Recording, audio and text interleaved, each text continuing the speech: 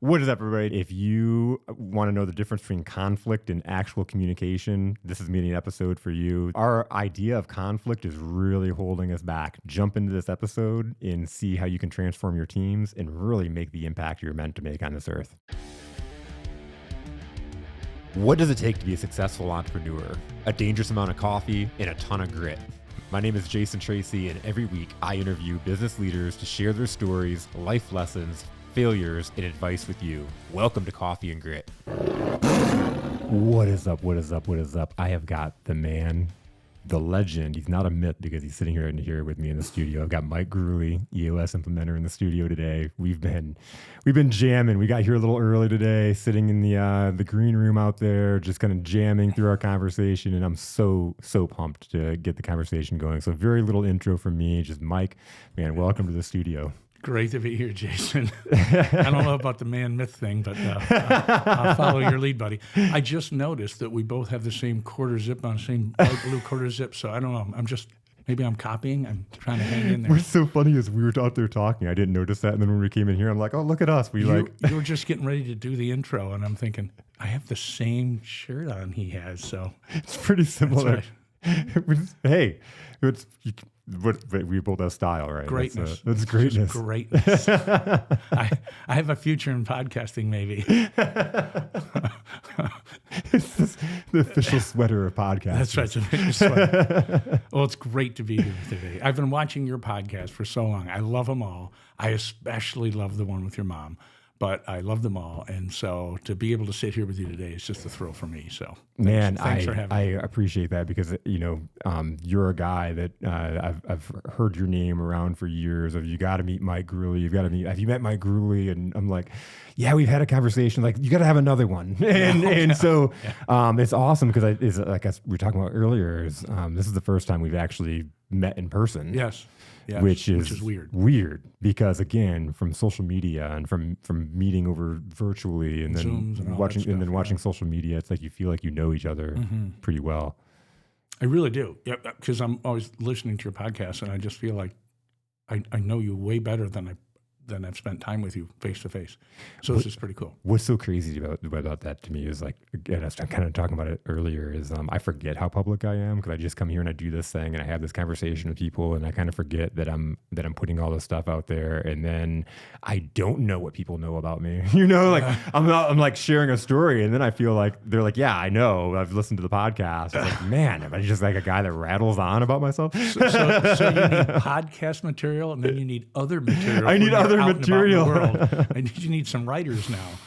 And I'm not short on stories, so I guess that's they can just keep popping up. That's good. It's good to have as a podcaster.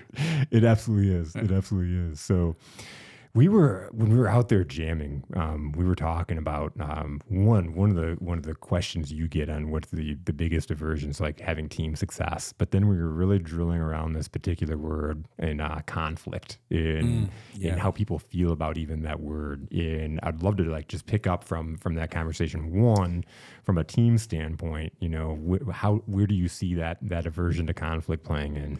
Well, this is a great topic because, where it started is some time ago, someone asked me, it's you're coaching these leadership teams. What's the one thing that really always seems to happen that really kind of holds them back? And that's a good question because there's lots of stuff we do. But I was thinking about it and thinking, it's just this fear of conflict, and then how do you define conflict? The word to me, conflict, seems kind of abrupt, like someone's going to get their ass kicked, conflict sort of thing, as opposed to maybe just me saying, I think your fly is down, and just it's a polite thing to do, but I'm afraid to say it because, it's embarrassing and all that. So there's this spectrum of conflict. And so what I find with these leadership teams is there's so much that can't get done because they can't talk about stuff, Don't you feel that happens? I mean, absolutely. Throughout, not just in business, but with families and people and friends, and the things that you can't talk about can't, get any air. They can't get resolved, and they just build up. And someone once told me, they said, Mike, unresolved issues aren't like fine wines. They don't get better with age. They just, No, they turn into resentment. oh yeah. They turn into passive aggressive behavior. Yeah, they absolutely do. And so in the world that I live in, where I go into rooms of people and watch them interact, it's funny. You can really see it when they're not talking about stuff. I can just tell there's something on your mind, and my job, I guess, is to stir that pot a little bit and kind of find ways to say, okay, so what do we have here? What's going on? And it's very uncomfortable for them. But I think that the challenge is kind of, you always hear that expression. You gotta be comfortable with being uncomfortable. Yeah. That's okay, but I'd like to think of it more like normalizing discomfort. Because I think I made the analogy to you earlier. These hockey players are out there playing hockey, and the puck hits them in the teeth, knocks 3 teeth out, and they go off the ice all bloodied. And then, like the next shift, they're back out there again because they're just used to it. Now, again, if that were me, I'd probably need 2 months off, and I'm just not used to having my teeth knocked out. But they're used to that, and I think with conflict, or I even hate saying that word; it sounds abrupt, but with just being open and honest.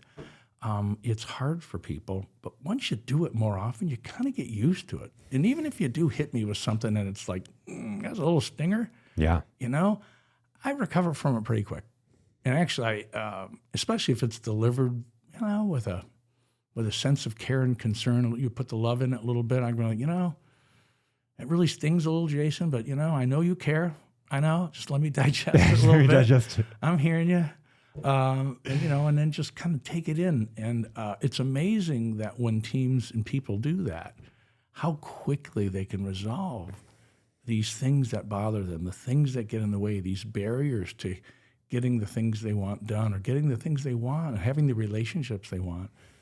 And it's just true even with business and pleasure, with families and things. I love this, and we talk about it out there. I love this because one of my favorite quotes ever is, "The truth will set you free, but first it'll piss you off." Yeah.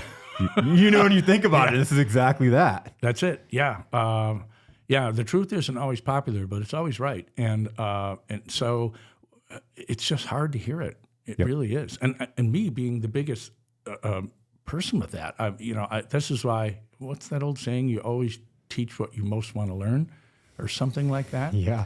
I grew up in a family where a lot of things you just don't talk about, and maybe it was just that era.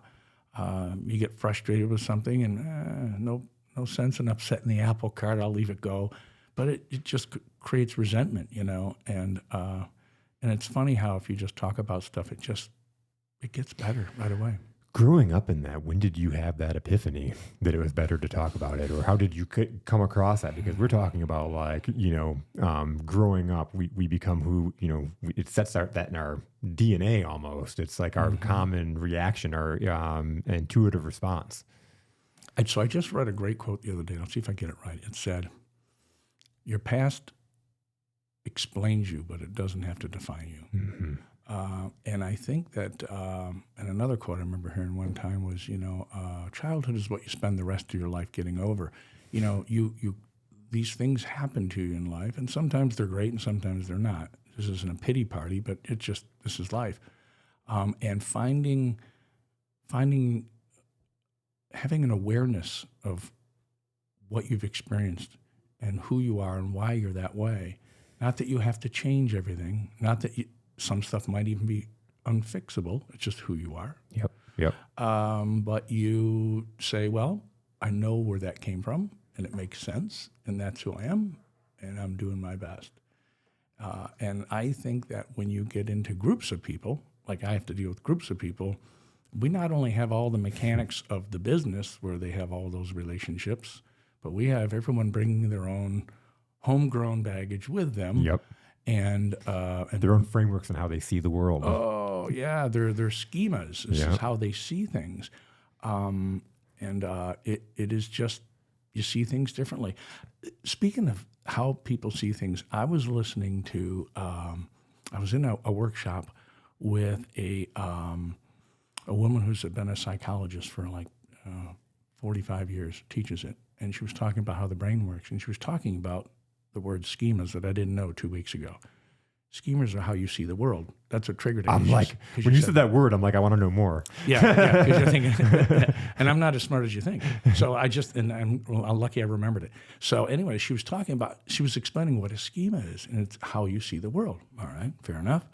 She said, imagine a little child, 2-year-old or whatever, and they see a dog, and you say, that's a doggy. And of course, the kid pets the dog and sees the dog and realizes that this is a dog, 4 legs, tail, all that, fur. But then you go to the zoo and they see a sheep and they go, doggy. Because their schema only knows, the brain is new, and it only knew things that have 4 legs and a tail, has that shape, a lot of furry stuff, doggy. And you have to teach them, no, that's actually a sheep, and that's how life goes. So I was thinking about these schemas that we must hang on to, that we're not even aware we have. I'm calling a sheep a doggy, and you're like, dude, Mike, man, no one's corrected you to this point. They were afraid of conflict, huh? That's right. Right. And I'm going to be really triggered. Just leave it be. He thinks it's a doggy. It's not worth it. Mike, he'll go off. So we can't have that. And that's a funny example, but that's probably a good one. Because imagine if I kept referring to the sheep as a dog, you'd be like, dude, this guy's, he's bats. Yep. So are you going to be the one to tell me? I don't even know him that well. So, right? So. I don't know him that well. So I'm just, you jump in. And maybe in a polite setting, right? If we were just thrown together at a dinner party, you'd say, I'm not going to correct him, right? Yeah. But if we had to work together, you would, and it wasn't about and it wasn't about doggy or sheep sheep. It was about a project in the work that I see totally different than you see, and I'm totally see it that way. I see the sheep, and you're seeing a dog, and you're like, we can't deliver to the customer, client, whatever. We can't do our thing. How are we going to reconcile this thing? Yeah. So I love how you brought that into the higher level, by the way. That's awesome. Yeah, we were doggy and sheep. I mean, you might have lost the listener there. So I don't know. How do you do it? Because we do this with the schemas. We do think that way. Like you said, how we see the world. Yeah. And so how do I start to see the world the same way you do? So we have to talk about it, right? Yep. So what do you think? So, how do we do that? Man, it is living in that discomfort. And I would love to know how you were working with teams to break down these walls, because I think that's the hardest thing to do. And I'll give you an example. I used to lose sleep over when I'd have to fire somebody. It's that you talk about that conflict, and I would lose sleep. I would put it off. The very first person that I fired, I waited till the very end of the day. You know how much stress and anxiety I held on to? Been there, all done day. That. Longest day ever. Longest day ever. At some point in the day, the guy was telling me how, he was telling his wife today that he's going to start taking this really seriously and he's going to be the best. And he's like, it was like he knew, he could read my body language and he knew. It was like putting a dog down at the end. Oh. But, and it was like thinking about that every time, that painful experience. But then something kind of cool happened. I started adjusting my perspective, and I'd go into this and I'd have conversations with people. One, putting a process together to where this isn't a surprise. It's like, I'm not coming to you out of the blue and all of a sudden like, wow, Jason, you feel that way? I was supposed to be doing these things. I didn't even know that was in my job description, right? There's going to be no one caught off guard. We've had conversations to this point and they just aren't good for the job. And I got to realize that people don't want to come to work. And this is my big perspective shift. People don't want to come to work and suck. People don't want to come to do something that they're consistently bad at. And at the same time, they're not making any money. So they can't support themselves or their family. And so I always looked at it like I'm blessing and releasing. I'm doing them a favor. But at the same time, I would say, hey, if you want to keep doing this, these are the things we've talked about that, if you nail these down, hey, great.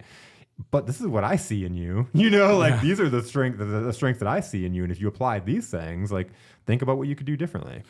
Yeah, I agree with you 100%. And I think most of those uncomfortable firings or conversations you have to have with employees, what we see with teams, is because the right expectations weren't put out there. So yes, if you don't, and of course that comes from a place of, I don't want to communicate either, right? So you hire me and you're like, well, what's my job description? Well, it's a lot of stuff, but I might have them do this and do that. And I'm going to throw this in and throw that in. And you start mixing it all up. And pretty soon I just show up and do what you tell me. And I might be fine doing that. But then when I'm not, performing as well as you need me to perform, when you come to me and say, Mike, it's not working out, I don't feel like I've missed the mark. I feel like you're just judging me. Yep. So who the heck are you to tell me? I've been busting my tail here, even though I might have been working on the wrong stuff. Or I'm confused. A great analogy I like to use for that is imagine a baseball player. If you hired me to be a pitcher for your baseball team, you'd say, Mike, I need a pitcher. Well, all right, you got to be able to throw curveballs and sliders and fastballs and all that. Okay. You got to have a lot of strikes, not many balls, not many hits if you can, earn run average very low, all that, get it. Those are all the stats. Here's what I need you to do. I don't need you to be a great batter. I don't need you to even be great at catching the ball or throwing people out of, you're not a shortstop. Okay, I get it. If after a while I'm falling short on all those things that we talked about, and you came to me and said, Mike, it's not working out. Your earned run average is terrible, and there's a lot of hits and not many strikeouts. I might be disappointed. I might be unhappy. But the only thing I could probably be unhappy with is maybe you didn't help me enough. But let's assume you did. I just couldn't make it. It's not going to be that uncomfortable conversation. But if you didn't tell me what my job actually was, that's tough. Yep. So now it's just a judgment. And what's interesting is something we try to teach people in these communication processes is eliminate the judgment. Just be curious. And curiosity is so important. It's more about the questions you ask than the answers you try to lay out there for them. So when you talk about teams working together, I might be sitting in there and you say, Doggy, and I'm like, that's a sheep, But rather than go, dude, get your head out of your rear, that's a sheep. That's judgmental, right? I know this sounds all cupcakey, but it's not. Yeah. I can say, I could ask a question. I'm curious. How is that different than a dog? Because it looks different. It looks different to me. Yep. Right? I know what do you see? We're doing doggy sheep thing, but what do you? I'm seeing something different. What are you seeing? So it's just questions. Yep. And it's a dialogue. And I know some people think, I don't have time for that crap. I'll tell you what, it's way faster doing that, way more human, way more enjoyable, and way more fulfilling to do it that way than to say, dude, it's a sheep. You need to figure that out. That goes nowhere. Yep. And it ends up being a problem. So just that, and now some might say it's conflict. I don't know. What's more of a conflict for me to say, dude, that's a sheep, or maybe just not say anything? There's an interview with Kobe Bryant that I've referenced on the show a few times, and I love it. He's talking about leadership, and he was like, people look at me like I'm a jerk. He was like, they've looked at me like I'm a jerk my whole career, and he was like, I'm just that guy that he was like, if we're sitting down at lunch and you got something in your teeth, he's like, I'm not going to sit there and let you look like an idiot. I'm going to say, Mike, man, you got something between your teeth. Yeah. Take it out. Yeah. And he was like, other people are afraid of that conflict, and so they'll let you sit there with that thing in between your teeth, and they'll not say anything, and they'll feel good about it, and the other person will feel comfortable and good about it until they leave the meeting, and they get up or they go to the bathroom, and they look in the mirror, and they're like, I had this thing in between my teeth, and Mike sat there and let me, Jason sat there and let me. That's right. Look like an idiot like that? Yeah. He was like, and now the leadership is betrayed. He's like, I'd rather feel uncomfortable saying, hey, Mike, man, you got something between your teeth, than feel uncomfortable being sitting there staring at him the whole time. And it's in any kind of conflict. 20 seconds of courage, 5 minutes of discomfort, and solve anything, right? That story you told about, the something in my teeth, isn't it more selfish though, in a certain way? Yes. You've just avoided that discomfort, so it's like, you know what, the heck with that. He can walk around looking with his fly down and spinach in his teeth. That's his problem, not mine. I mean, and that's the funny thing is it's the self-deception of you act like you're putting their feelings in front. Yes. You're like, oh, I'm going to spare their feelings. I'm not going to tell them. Yeah, because that's the kind of guy I am. That's the kind of guy Because I'm a really nice guy, and I don't want Jason to feel uncomfortable for 13 milliseconds. But if I'm a good friend, I'm like, hey, Mike, you got something between your teeth? Yes. And, you might feel uncomfortable for a minute, but man, you're like, man, Jason, thanks for telling me. I was just going out to a meeting. Exactly. Like, I appreciate you telling me that. Yeah, and I wonder, and I thought to myself, where does this? And I'm speaking of myself now.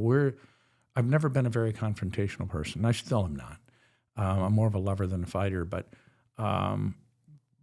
where does that come from? And I think all of us as kids, when you're growing up, you really are often told to keep your thoughts to yourself, and it is out of courtesy because you get a 4-year-old kid.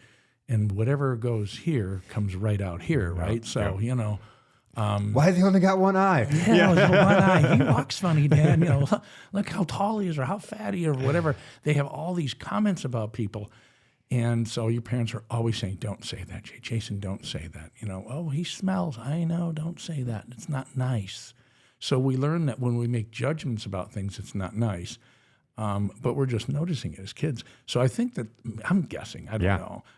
Does that carry forward with us? So then we get, and here we are, we're 40, 50, 60 years old, we're in a boardroom with people, and it could just be I disagree with something, you have some idea, and I'm in my head, I'm thinking, that's the dumbest idea I ever heard. But rather than say, that's the dumbest idea I ever heard, can I just say, just tell me more about that? Yeah. I'm curious. How does that work? Is that a dog or is that a sheep? I'm not sure. But we don't do that. We just avoid it altogether because we figure, well, it might make you uncomfortable, so just leave it go. And I don't even know if we're aware of it. We just do that. We just do it. And then we wonder why we don't. What do you notice? Do you when you go into companies and they're having this very obvious avoidance to conflict, do you think they would say that they don't? Do you think that they would think that they do communicate properly? I think if I had to have many teams, like maybe take a quiz or something and answer questions about how open and honest you are, I think they would rate themselves higher than they actually are. Yep. I think most of us would anyways, but it's a really, really good question. I think they would because you don't know what you don't know. I guess it's like, I don't know. It'd be like if you said, hey, Jason, are you a good golfer? You go, I'm a pretty good golfer. And then all of a sudden we go play and there's 3 pros in the group. And then I ask you after, are you a pretty good golfer? And you go, new perspective. I kind of suck. So everything is comparative. So what you don't know. So if you are in a tribe of people that artificial harmony is the normal, it's the norm. Yes. And there are a lot of groups like that. The artificial harmony is great. We just all get along and everything's great. And so we don't say things because we just want to get along. And there's a difference between getting along and actually caring about people. And it's a very selfish thing to get along. Yes. It's hard to be able to say, Jason, I think this project's going sideways, and I think it's because we're not focused. And I think you could probably focus a little more because your part's fallen short based on what we discussed. Or am I wrong? That's how I'm feeling about it. Now, you can come back and say, well, Mike, your part, this and that. Okay. At least we're having a dialogue. And it's every time people talk about stuff, it always gets better. It just always gets better. So I guess that's the trick, is just getting people talking. And I guess in my work, my job is to stay out of it because I don't have answers. I'm just a question. But to just gently get people to start talking about things. And when I feel that there's a vibe in the room, I can tell by the body language that you're annoyed by what Mary just said or whatever, I'm just not going to let that go. I'm just going to keep kind of bringing it back to that and bringing it back to that until I see you really fidget in your seat. And then when you say, let's move on, and I'll say, well, Jason, you seem uncomfortable with this. Is there something that I'm missing? Is there something we need to dig in here? Nope. We're all good. We are? Are all of us good? Team? No one says anything. So you're good. Is everyone else good? Well, and at that point, you're usually hating me at that point. But Sweating a little bit. yeah, and you're like, I don't want to talk about the year. You're just trying to get us to argue. And I'm really not. And most of the teams never argue. They just get at it, and then they start talking about it. And the funny thing is, it's not long after that, they're like, oh, man, we got that one done. And it makes such a difference. And now all that stuff is not in the way of making the progress they want to make. And I say this not as some guy that's got it all down, I got it all figured out.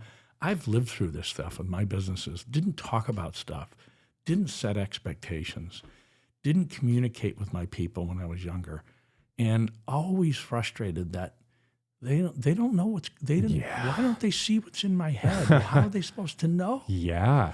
So I just think it's normal.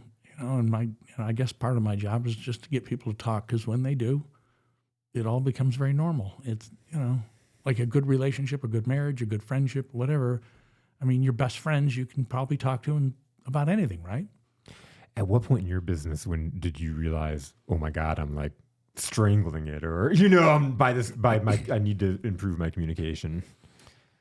I think when I was in business and struggling with this, it was one of those, I didn't know what I didn't know. I just thought this is how it's supposed to be. You just have to fight with your employees, and they don't listen. And, and I'm an idiot and they're idiots and we're not getting anywhere. It's just, I was young and I didn't know. Probably when we first got into doing EOS ourselves in our business, that's when we started learning how to communicate better. And again, it is one of those things where you just don't know what you don't know. You think you're good at stuff, but you don't have the tools to communicate. Some people, by the way, are really good at this. They might have grown up in families that communicate really well, and they're wonderful. I may not have, Yeah. But, and I don't know that many people are. No, I think that most of us grow up with not having those communications. And you even think about like growing up and, you don't really know about your parents' finances. There are just certain things you don't talk about. There are certain things that are like, we're not going to go there and that kind of thing. And how does that carry over to you as an adult? It feels like it's almost dirty to talk about these things. Mm-hmm. Yeah.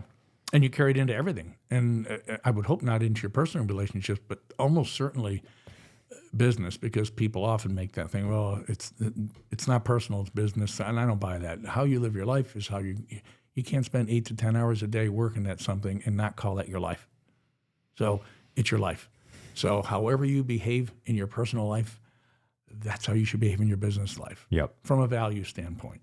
So if I'm the kind of guy that says, look, I have conversations with my wife or my children because it's important to me and I want to make sure we talk about the tough stuff sometimes, just, especially with your kids, then you should be able to do that with your coworkers and say, hey, Jason, I'm just really frustrated with how this is working out and this thing we're working on. I don't know if it's me or it's you or whatever, but man, we got to work this out. Are you frustrated? Because I'm frustrated. And it doesn't have to be you did this or did that. That's just a judgment. Just sometimes just expressing their feelings of how they feel things are going. Because I've seen teams where everyone seems unhappy about something different. I'm like, well, have you talked to them about it? Well, it's never going to get fixed then. You can't fix anything you can't talk about. You just can't. Yep. I would have managers call me up and they'd be like, oh my God, so-and-so, like he just keeps doing this thing, like, or not showing up on time or whatever the case may be. And, he just has so much potential. And I just don't understand why, he's doing this, this, and this. And I'm like, did you have that conversation with him? They're like, no. I'm like, how many other people have you had this conversation with? And there's like a few others. And it's like, so can they do anything about it? Can I do anything about it? And they're like, no. And I'm like, who can? Tim. I guess I should talk to him. Yeah, because you're sitting here and telling me like they have so much potential. They could be so good. I see this and this in them, but then they do these things. And it's like, let them know that. Yeah. What you just said is something that happens a lot. They'll come, and we have a little thing at EOS that everyone operates this way. But like if you're on a leadership team and you call me separately and you say, hey, I need to talk to you, just you and me, I need to talk about Bob. And I'll say, well, before you say anything, are you going to tell him or am I going to tell him? Yeah. because, Yeah. and that's just kind of what I've learned from the people smarter than me, that it just becomes triangulation. They're trying to play politics. And really the answer is, are you upset with Bob about something? Yes. Well, when are you going to tell him? Or would you like me to tell him? Or we can get the three of us in a room and we can tell him. Oh, that would be a big problem. Why? Bigger than the one you have now? Exactly. So, yeah, it's, but I'll say this, though. I've learned so much about myself in watching other people go through this process. And I see myself in every one of those chairs sitting there as I was in my business years doing all those same things. So I love my work, not because I think I have answers. I don't. I'm learning along with everybody. It's a journey together. But I have the deepest form of empathy because there's nothing they do that I can't say, oh my gosh, I did all of that, like in the worst way. They're doing it better than I did. So, but I do get the advantage of seeing so many different groups of people, and I can take from one and give to the other, and and use this stuff universally, and That's what's so cool, and I love even from my end. But I know as you're working with clients, you literally are learning from each one of your clients and able to plug in and help your others. I learn something every time. Every time. You can ask my wife, although she has to always hear these lessons when I come home. But I learn something every time. I'm sitting and thinking, oh, you won't believe what happened today. And she'll say, well, that's interesting. I said, yeah, but it reminds me of something I did just last week. So I get aha moments out of these sessions sometimes where I think, wow, man, oh man. So we're learning together. And I guess that's the human experience, right? All we're doing is talking. When we talk, when we communicate civilly, yes, back and forth, even critically, without judgment, but maybe with care and concern, it's amazing the progress we can make in anything we're doing. Anything we're doing, even this conversation we're having here right now, we're just kind of talking about whatever and hoping something good comes from it. And hopefully it already has. It has for me already. And I'm learning stuff. But I just think that we're in a default mode of not talking. I know that's weird to a guy who does podcasts. But, no, it's not, because I see it, and I'm so passionate about this very topic. So when you started talking about this, that's what I've seen in so many companies that you come in and there's like the whole historical training. I had this guy on my team for a long time, and this is just one example. But every time I'd talk to him about something, as far as something he needed to work on or development piece, or telling him he had something in between his teeth, he always had an excuse. He always had a reason. There was always and I'd be like, Phil, man, there's no reason to there's no reason to be defensive. Yeah. Here's this, and I can see that if you do these couple of things, this is what's gonna happen, or whatever. However, I'd explain it, and he'd always have an excuse, and be like, "Hey, why do you do that?" He's like, "What do you mean?" I'm like, "Why every time we talk? Do you have this reason?" He dug into it. He's like, "Man, he was like, my mom always wanted me to have a reason for why I did this, and this, and so I guess I'm just kind of default telling you why I'm doing these things." And I was like, stop it. That's not why we're here. It's not helping. But I guess the whole reason why I tell that story is a lot of times when you're working for a company and you see the boss, and even the boss sees themselves in a certain role that it's not comfortable to share, hey, that's probably not a good idea. Or why, you're in a meeting and you're these communications, you talk about conflict. If you're on the front line, and the owner of the company or the leader of the company is like, this is what we're going to do, and you see a problem with that because you're directly, how do you have that conversation? Well, again, I think what I said earlier was it's not my job to have the answers. It's my job to probe into it with curiosity and have questions. So if I see something that I think is a weak point, I can just ask questions. And just it can be any kind of question. If I'm seeing you, let's say you're sitting with someone and he has spinach in his teeth, and I see you staring at his teeth, and I go, Jason's picked up that this guy's got spinach in his teeth, right?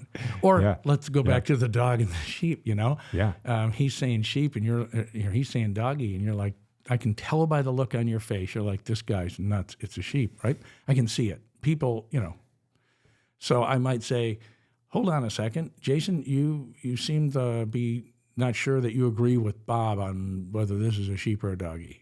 I want to make sure we're on the same page here because I might have missed something. Yeah. It's just that. It's just being curious and creating the questions that get people to think and talk. And at that point, of course, Bob might say, of course it's a doggy. And then you might, so you agree it's a doggy then? You will, no, I think it's a sheep. All right, now we're getting somewhere. So what's the difference between a doggy and a sheep? Well, let's talk about that. Let's get the dictionary out.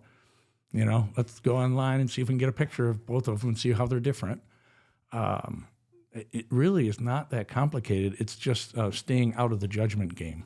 Yeah. Because the judgment game shuts down. And the judgment brings around something that Brene Brown talks about, which is shame. I don't know if you ever read her book, Staring Greatly. Yep. This feeling that washes over us that makes us feel like we don't belong, that we are not part of the community, that we are not lovable, that we just don't fit. And I think that as kids, we're loaded with a lot of that stuff. Sometimes it's intended to keep us safe, don't do certain things. But when you're talking about that guy, when you make the correction, he has an excuse every time. My guess would be he's just feeling shame about it because he's feeling like you're telling him doing stuff that I don't fit, and I'm just giving you a reason why. But he doesn't realize that by just saying, you know what? Yeah, I got to stop doing that. And it's breaking that cycle. It is, yeah, because it is a cycle. I mean, I know I'm loaded with it. It's very hard. It's very hard. It's the awareness. We've been kind of dancing around this, and we might have mentioned it at the beginning, but it's you have to be aware of how you're reacting in this game of life. If you want to improve, if you want to get better, if you want to have a fulfilled life, you need to become aware of what your lack of communication is getting you, or what what just your communication habits in general get you. Yeah. And it may be something that's just part of it you can change. Some of it maybe you just can't change. Yeah. But just to be aware of it. Yeah. Yeah. Then I can just say, you know what, I got to tell you, Jason, this is how I act when this happens. I get really nervous and say, okay, great. Well, all right. You get nervous when you go skiing. Fine. Whatever it is. But just saying it out loud sometimes. I don't know what book I was reading something, and it was about a study done about how when we voice feelings, especially things that are discomforting to us, how it calms us. And it was what they did was they put people in. I don't know. Someone listening to this will remember the book. I think it might have been Never Split the Difference with Chris Voss. Ooh, okay. It might have been. But it was about how they put them in an imaging machine to see what's going on in their brain. And they showed them pictures, and the pictures were very graphic, like, I guess, horrible things that should really make you feel upset. And then they watched what was going on in the brain, and then they'd say, we want you to voice how you're feeling. And they'd say, oh, it's just horrible, whatever the words they used. And they noticed the brain changed, and it dropped from its state of alarm and excitement. Because you talked it out and released it. Just by saying the words like, it's a horrible picture. I don't like seeing this. I'm uncomfortable. It makes me sad. I might not be doing it justice, but it's that element of just saying it out loud. Is helpful to us because it makes it real. And I've always felt like things that aren't written and things that aren't said are just not real. Absolutely. When you say them and you write them down, they're real.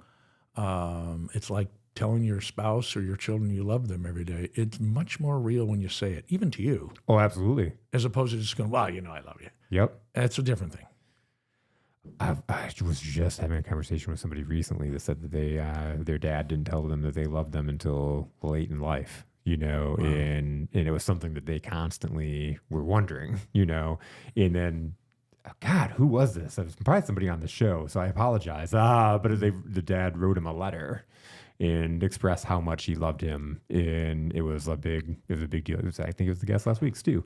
And it was really beautiful, but it was like one of those things that like the dad thought his son always knew that he loved him. It was just always one of the, just like unwritten thing. That's the way but it was. You have no idea by not saying it what it makes your kid feel like. Yeah. Unspoken words. It's tough. And sometimes, and even the ones that aren't so friendly are good. Like I was just telling you earlier about how much I enjoyed your podcast with your mom. I just thought that was wonderful. And sometimes when you see an hour and a half podcast, it's like, dude, I don't have time to. Yeah. And I listened to the whole thing. And your mom was fantastic. She was just great. She was just such a mom. So what I loved about her, though, is I could tell that she was so solid in her values. And she did not mind saying what needed to be said when it needed to be said, as much as it made her uncomfortable. Now, this is what great parents do, I suppose, and great moms do. And I'm sure there was times in your life where you just thought your mom was the meanest person in the world and she didn't love you because she did, said things to you that, all this. Yeah. So she had to have courage to do it. But I know now you look back and you say, oh my gosh, I'm so glad she was honest with me. I'm so glad she said what needed to be said, no matter what kind of turmoil it caused or shit show, it needed to be said. And I'm sure it was very uncomfortable for her too as well. And yet it was the right thing. If we think about all those uncomfortable situations, all those uncomfortable, those are the ones that shape us the most. Like the conversations that have brought out the best in me have all been uncomfortable conversations. Yeah, and I think they impart the greatest change. That's right. Absolutely. So that's, if you never change, then you never change, right? So if nothing changes, nothing changes. So isn't it great if we could have coaches? Everybody needs a coach. That's what parents should be from the start, is good coaches. Yep. And have a handful and it's of so rules. hard, and I love the kids part, and I think this could even relay over to employees, but it's like you want the best for them. And even like we look at like parents, like they may tell you something and they may be misguided, but they're trying to protect you, right? Or Yes. But it's so hard as a parent to have that, you're talking about my mom having that tough conversation, saying that thing that needed to be said. That's so hard because you want to give your kids the world. You want to lift them up and make them feel good. Yeah. But that uncomfortable thing that they have to say is going to make them feel good for the rest of their life. Absolutely. And it comes from a place of love, right? So Yes. you're not going to have cupcakes for breakfast. That's not what we're doing. Well, Mom, you're no fun, right? But that's what, and now if you walked by some kid in a restaurant and saw him eating cupcakes, Yeah. you wouldn't go in and interrupt. You'd say, well, I don't know this kid. It's not my kid. I'm going to stay out of it. But Well, if great it's your kid, example. And in that podcast episode, my mom talked about like my brother. My brother got in trouble. Like he, got arrested, and my mom made him pay for it all. He had to pay for it all. He had to accept responsibility. In the episode, she talked about there was a mom that was like, I can't believe that you would do that. You're not helping your son. And she was like, he's got to learn that lesson, as hard as that is. And then as another parent is beating you up for, oh, you're a horrible mom because you're not doing this. Yeah. That lesson changed my brother's life. My brother paid off all of his debts, and then right after that, he went in. He was already paying a certain amount of money into his court costs and everything, and so he just started investing that percentage of money. So instead of taking that money, he started putting that money aside, and it helped him build his business, and it just and just really take care of money the way that he did, and it led to some really foundational things that made him successful in life. it is amazing that most of the great, if I look back on a lot of the really great things that I've did in my life, I'm putting aside all the dopey ones, they usually were some sort of pressure point. It was always something that was some sort of major change, some pressure point, something I had to do, something that, or I screwed something up so badly, I said, oh my God, how am I going to dig out of this? And then when it's like your brother, when it's all over with, you look back and say, man, oh man, I can't believe I did that. Yeah. I can't believe I did that. And I probably wouldn't have if I hadn't had someone tell me something, or something, or in the case of, getting in trouble or whatever. And my mom was just like, maybe that's why I loved your podcast, because she reminded me of my mom. She was tough. She was tough. And there were no excuses. So, and we hated her a lot, but I loved her because she knew what to do, when and how, and not afraid. and that's what we're talking about. Is that real conflict? Is that conflict when your mom says you can't have, candy for breakfast? Is that conflict? Well, it feels like conflict to the little kid, but it's. I love how you and how do you define conflict? Is you even look at it's pressure, and when you look at, there's a certain kind of how much pressure does it take to form a diamond? There is conflict there. It's not comfortable. So there's but to your point, the more and more you do it, the more and more comfortable it becomes, and you start forming a diamond through that conflict. Yeah, and I think we teach something in EOS. It comes from a book called Parenting Effectiveness Training, but it's the 3 rules of parents, and it applies even when you're working with teams and employees. Is have a handful of rules, repeat them often, and walk the talk. And if you think about parents, I'm sure in your household there's a handful of rules. There wasn't 411 of them. Yeah, there's a handful. Yeah. Boy, if you broke them, your mom probably, off the end. She repeated them constantly, ad nauseum. Probably you were tired of hearing it. Yep. That's how it was in our house. And then she walked the talk too. Because if the parent breaks the rule, absolutely, and then it's just chaos ensues. Nothing happens. So I think even that works in families and parents. But if you think about why does it work with families and parents? Because it just works with people. It's people. It just works with people. It's human. Yeah, Yep. It's just a human thing. And it just turns out that if I'm the kid and you're the parent, well, you're the one that's in authority. So you've got to make certain calls and you have responsibility. And so I'm going to follow the rules that you set. And in a business, very often it's that way too. There has to be some leaders who set the vision and where we're going and how we're going to get there and the rules that we live by here in our little business. This is our team. And we're going to trust each other to follow these rules. And if you can't, well, then maybe you should join a different team. Now, you can't join another family, but so it's actually easier in business if you think about it because they can go join another team. Yeah, absolutely. Join another team. Even as an entrepreneur, you start a new business. You start your own business. If you want to have your own set of rules, then start your own business. That's usually what your parents tell you. Well, when you get to be, what did your mom say this? Absolutely. When you're 18 years old, you can go out and you can go by any rules you want to go by. But in this house, right? What's so funny is usually you start inheriting the rules that your parents, you move out on your own and you're put those rules into place that you carried over from your parents. Or if you're with the company, the company's go start your own business and you start doing the same. You copy the same rules. And you hate yourself for it because you're I know, I want to have my own rules. You go, well, that first one's a good one. I'll keep that one. Second one, well, that's really not bad either. I'll keep that one too. And next thing you know, I got the same damn rules. I guess they did know what they were doing. So I love the people that are I'm going to start a business because they're pulling in all this money. And if that could be all my money, and it's and then they start their business and they're oh, there's a reason why. There's all this stuff you have to pay and there's expenses. And what you don't know, you don't know, what you right? don't know, you don't know. Yeah, there's taxes. Yeah. There's taxes. There's Medicare and FICA and all that. How's that work?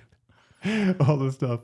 As you were sitting and talking though, and I think you'll love this, but I think about my mom and not just even rules, but I think what my mom instilled was core values. And that's what I think the parents do mostly by their behavior because they model it. And I think that that's really what great leadership teams do too, because you can say things. And I think in companies this happens a lot. They have mission statements and they might even have core values that, Jason and Mike just came up with, and they sound like great little platitudes, world peace and grandma and apple pie and Chevrolet and all that, but they don't mean anything. And I don't see you living by them either. And that is usually what many companies do. They have these platitudes, but I don't see you living by them, so they mean nothing. As a matter of fact, you'd be better off without them. Just don't even say it. Yep. But companies that do take the time to really, really discover their core values, not create them, just discover them. And core values, everyone always thinks core values because it has the word value to it. It's they're all niceties. Well, if I could use an exaggerated example, if you had a hit crew, mobsters, they have core values. They might not be the kind that many people would adhere to, but Yeah. hey, when people get in our way, we kind of make them go away, right? Yeah. That's not a core value I could live with, but boy, it would sure keep me away from that group, right? So that's what core values do. They define who we are, and it defines the should or shouldn't decisions that we make every day, whether it be in our family, our businesses, our friendships. And I really think that we have those kind of relationships too with friends and all that. We have a certain, like, you have friends, you probably have acquaintance friends, and then you have really close friends Absolutely. that are like almost like the family you choose. And there's a value system there that you guys share and you model to each other all the time. And if someone breaks that, and occasionally that may happen, Yeah. all the other people in the group point that out. Like, hey, that's not the way we act, us guys, right? Yep. And just you model it. And that's what leadership teams, really good leadership teams do. They really share their values and they model them. And people just want to follow along. They want to be part of that. And the ones that don't want to be part of it, they go find some place that fits better for them, better for everybody. They don't stay long, do they? They don't. They don't. And it's interesting. In the later stages of EOS, what I found is there's not a lot of firings. People either stay or they self-select. So if someone comes into the organization and somehow they slip through the cracks and they got in and it's not a fit. Yep. It's not like they're bad people or anything. It's just not a fit. I don't know. You guys do things, it's not for me. They just self-select. They just move on. It's not like I sit there and keep trying to perform. And there's nowhere to hide because everyone's on the same page. Yes. Yep. We all know what we're supposed to. I know what you're going to do. I know what I'm supposed to do. It's all crystal clear, going back to expectations. Yep. You know what they are. I know what they are. We all know what they are. I'm the pitcher on the mound, and I can't throw a curveball. The crowd can see it. You can see it. I can see it. Yeah. I think I'm really a batter, but I think it's time for me to exit stage left and go find a place where I can be a batter and not a pitcher because I don't belong in this mound. Yep. And that's the beauty of having this structure and being able to have the conversations, getting back to the whole conflict thing and is being able to have those conversations about what do you want your family, what do you want your company, your organization, your church, whatever it is, this group of people, what do you want it to look like? And what kind of standards are we going to live by? And where are we headed? And can we talk about these things? Let's talk about it. If we don't feel like we're getting there, let's talk about why we're not. Yeah. Yep. And it's not conflict. It's just healthy to talk about it. It makes a huge difference. Well, it's healthy. You mentioned I have a client, for example, that she wants to make a major change in the world, make a major change in her industry. She's on this really passionate mission. The first time I met her, she sat in my office, and it brought tears to her eyes. This mission she's on, right? And she's had a lot of success individually, and that she's getting a lot of clients because she is all about the mission. However, what's been extremely difficult for her is to hire a team and find employees that have the same values as her. One, it's important to hire the people that are the right fit for the right seat, and they get it, and have the capacity for it, right? But then outside of that, you see the world differently. You're on this mission to change the world. What does that look like? And if you're hiring people coming from the industry standard, and you're hiring them, they have this experience, and your experience that you want them to be is up here, how do you get them there? Like, you're not going to just plug them in without any kind of training or development or download and get them there, right? And so let's, one, align your job descriptions with your mission. Yeah. Let's really be impactful with that story that you're telling. And two, what is your onboarding process? And how are we now teaching them and filling that gap? Because there's a definitive gap. We can't assume that this person that you're bringing in, just because they've had experience in the industry, that they know what you know. They see the world the way that you see it. Yeah, and I agree. And I think that the challenge for companies, and I think what most of them do, is they hire for skills. Yep. So they hire, as Patrick Lencioni would say, they hire, they're smart and healthy, and they hire for smart.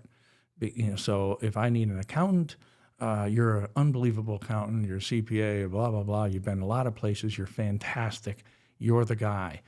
But would you healthfully fit in my organization? Maybe you're a different kind of guy than our organization, right? Yep. And so it's not going to work well. It just doesn't. And you can see this with sports teams many times. Sometimes they'll have prima donna players and they just don't hang on to them because they just can't be solid team players. They just can't. And I love that I can say this right now. Being a Detroit sports fan my whole life is we have a couple teams that are really building, I think, based around core values. They're definitively, you look at the Lions and the Pistons both, they're like, they're finding players that are a culture fit. Yes. That align with their core values, that have that grit and that toughness and that, and they're filling out their team. They're building it this right way, kind of organically. Takes a while to do that. Core values.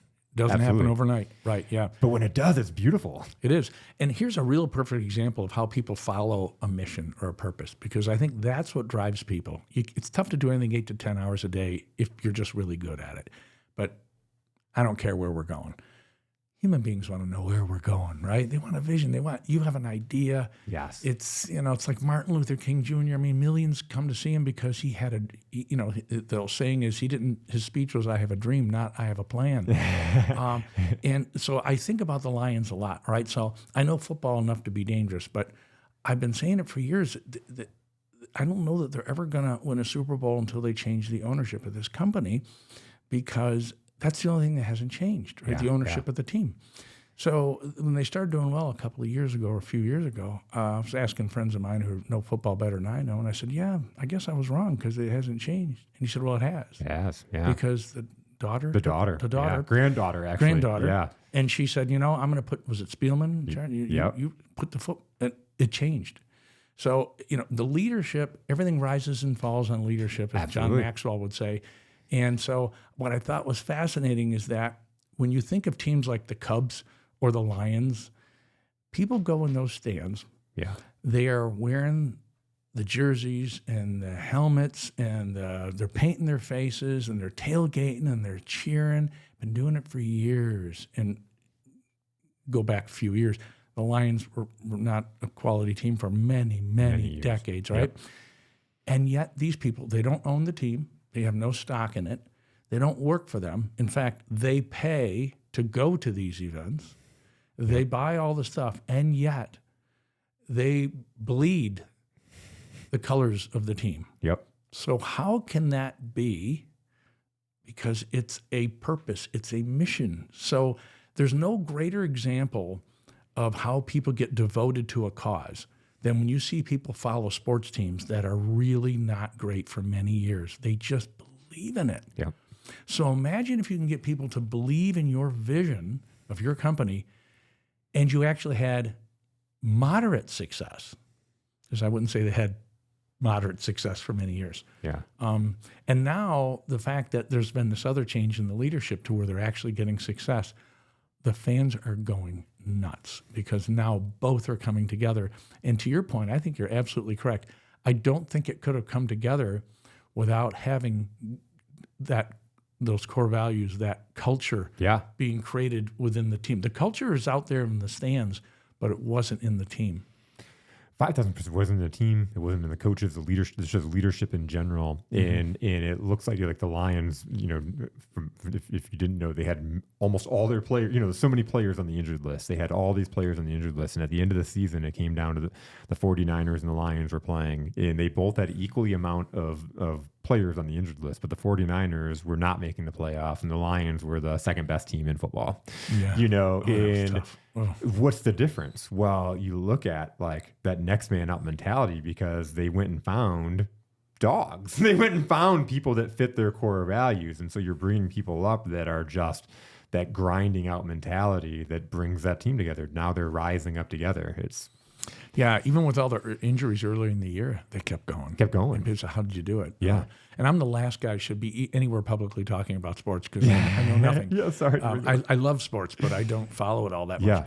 So, but what I extracted from it was these leadership type issues and how Campbell seemed to talk about things. Yes, he that was my other talked thing about stuff. Yes. And he owned stuff. He modeled the behavior. I remember there was the one game, and you'll know this better than I was, but There was, and because I wasn't watching it, I guess it was right before the half or something, and they screwed up the time clock. They had an easy field goal, and they messed it up, and the 10 seconds ran off the clock. They never got the field goal. Yep. At the end of the game, at the press conference, someone said to him something to the effect of, so who dropped the ball on that one? And he said, I dropped the ball. I'm the coach of the team, and something to that effect, from what I understand. Yep.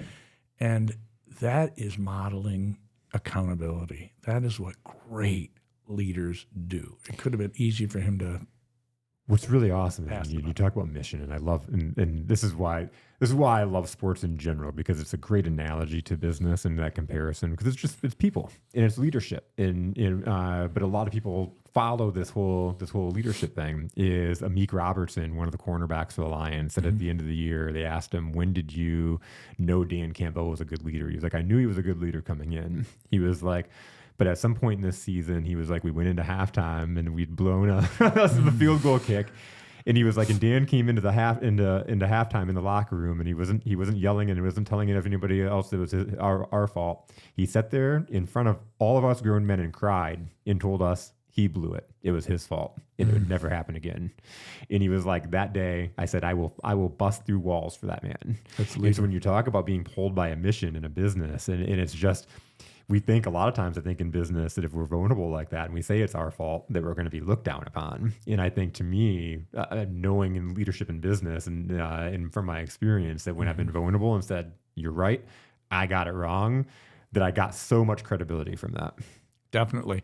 And I can tell you this, with all the teams that I coach, I can tell you the ones that are the most vulnerable and the ones that are not afraid to own things or be emotional about something or to care deeply about something, and people who, leaders who really, truly care about their people. I mean, you can't fake it. Those teams excel. Their companies excel. They do so well, not just in the bottom line. They do grow and they excel there too, but they're happier. The teams are happier. They love what they do. They get excited about the projects they're working on.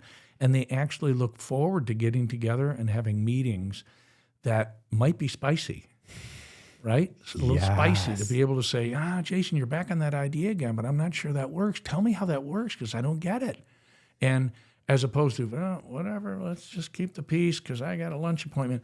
And those teams, they don't see that as difficult. They don't see that as conflict. I would bet that Campbell did not see that talk he gave to his team as a weakness, or he was just genuinely saying, guys, I screwed that up. And a great lesson from a book I'm sure you read too, which is Extreme Ownership by Jocko Willink. Same kind of stuff. And that's why the Navy SEALs are so efficient, because they just own stuff and they have the way they operate, and obviously they have no trouble talking about what went right, what went wrong, and how can we be better. It's just that simple. But to the everyday person, though, it all feels like conflict to them. It just does. It feels like it's uncomfortable, and why do you have to talk about stuff? I mean, oh my gosh, Jason, you just want to talk about stuff all the time. It's just, and it's like, I know, but how long are we going to live in this place, this artificial comfort zone?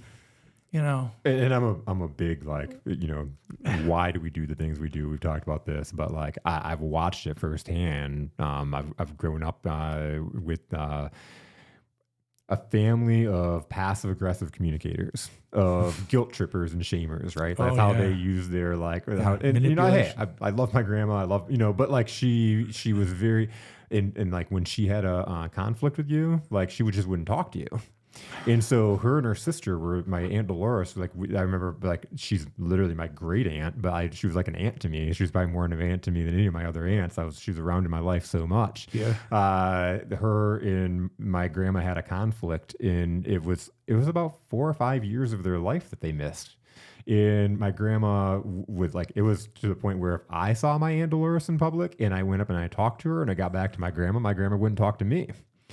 Yeah, like I was on the shit list because like I was like friends with the enemy, right? And to the point where I like literally when I ran into my Aunt Dolores in the McDonald's one day, I had like, well, what do I do? What do I do here? 4 years, you said. It was about 4 or 5 years. 4 or 5 years. Now, what's really sad about this is they got back together, right? They had a couple of good years left. Yeah. Before my Aunt Dolores got dementia, yeah, and before my grandma got sick and passed away.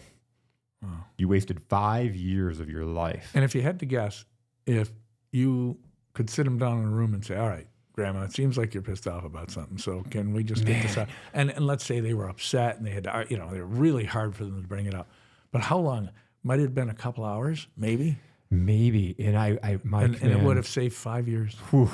No, I normally like hitting my guess with something, but you just hit me with like I've never really even thought about that. But man, what if I would have had that thought?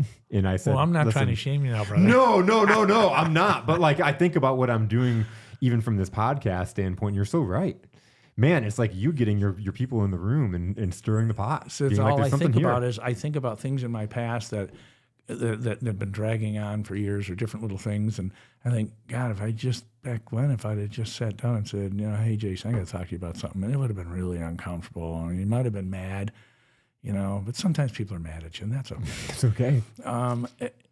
But it would have been done. Yep. And I wouldn't have carried this around for a year or 2 years or a month or whatever it is that you carried around, and that's all I was thinking about. I was like, wow, 4 or 5 years. 4 or 5 years. I mean, even if it took 6 months to clean that up. Oh my God, I know. 6 months of discussions. Yep. You still would have gotten 4.5 years back. And it's just literally it's good ROI. Putting down the emotions and having a conversation. But sometimes that's really hard. And so I can really tie it back to you where, man, when you're in that room, you're not emotional to the same problems they are, right? Well, I think that's the beauty of having a coach too, is that, I'm detached from it.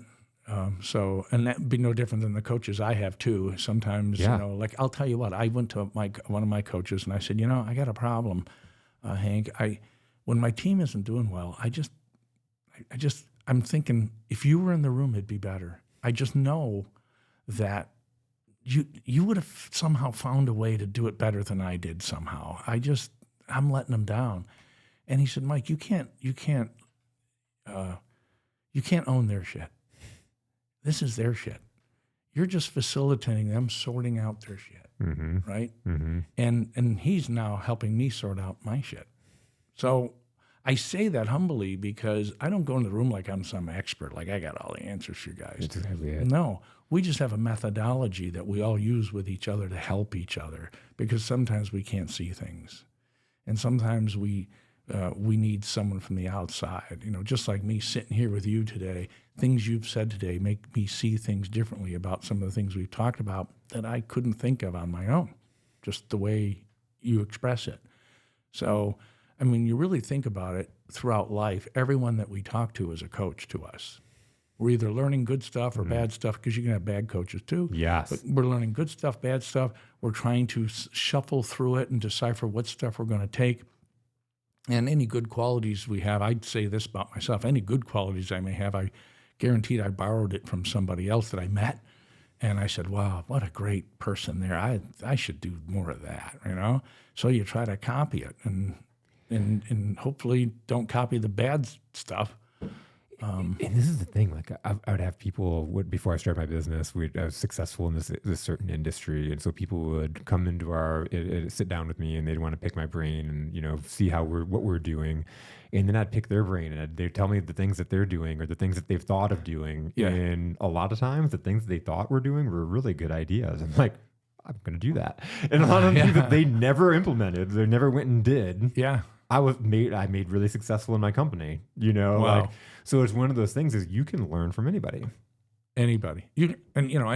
I was sitting with my dad once, this was a few years before he passed, and we were doing some legal stuff, wills and things, and he said, boy, Mike, you kids are all so smart. I have 5 siblings. He goes, you kids are all so smart. I go, oh, Dad, we're not that smart. Oh, no, you guys understand so much more stuff than I understand.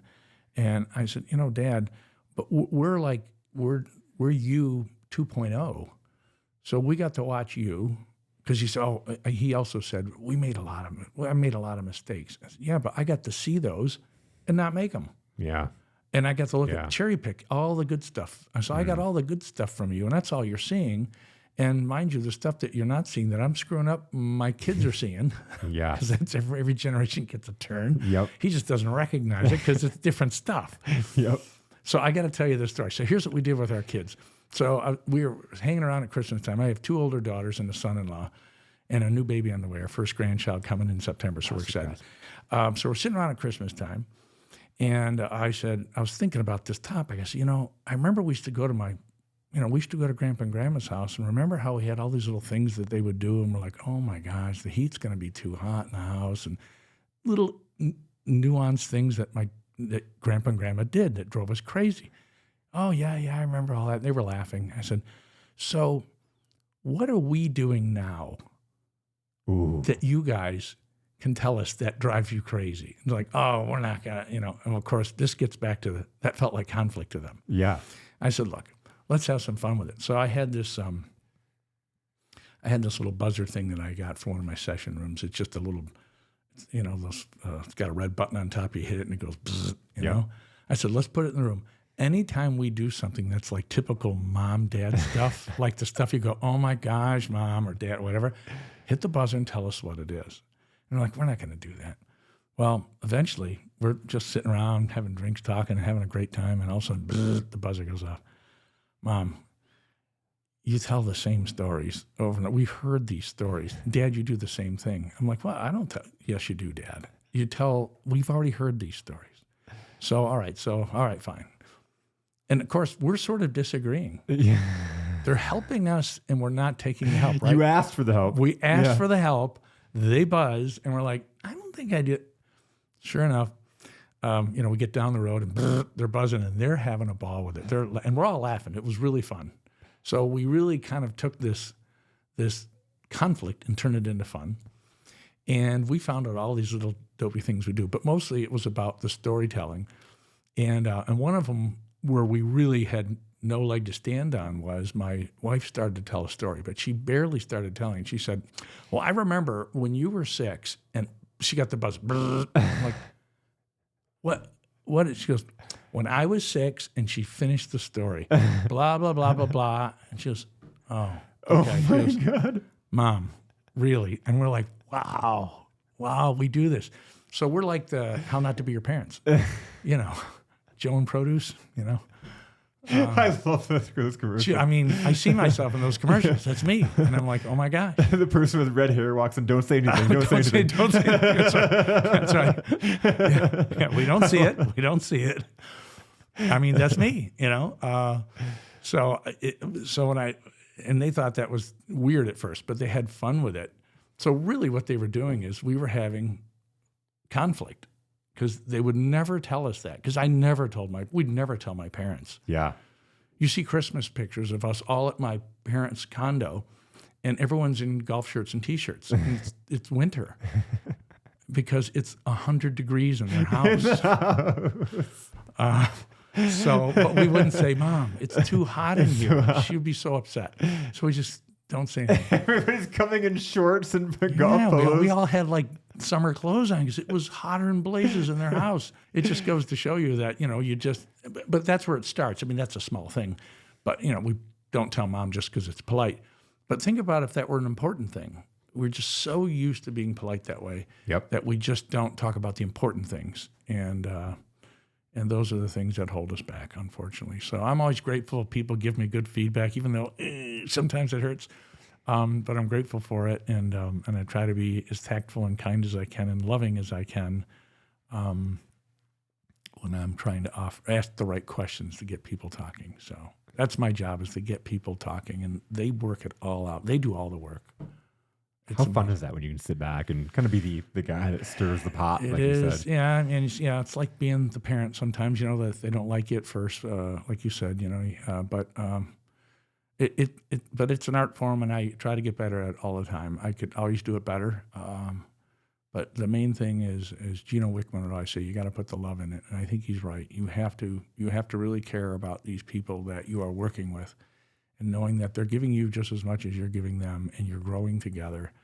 And sometimes that all sounds so squishy and soft to business people, but I can assure you the people that embrace that are happier, their businesses run better, their people are happier, and life is just much better for them.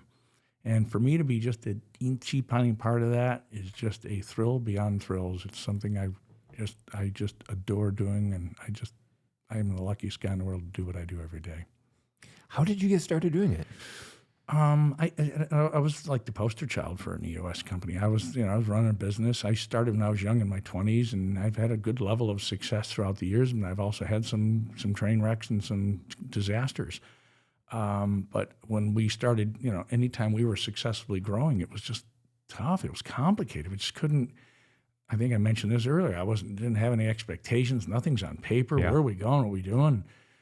I might have had a vision in my head, but you couldn't tell what it was. I mean, if I told you, it didn't make sense. And it was just all that typical entrepreneurial stuff. So I struggled with that for many years, thinking, well, that's the way it is. Because my dad was in business, and he said, that's just the way it is. That's the way it is. Yep. So, right? You don't know what you don't know, until one day a good friend of mine, Preston True, who was an EOS implementer, well, he eventually was. At the time, he wasn't. This is when that book first came out. We'd have lunch all the time. He was a coach.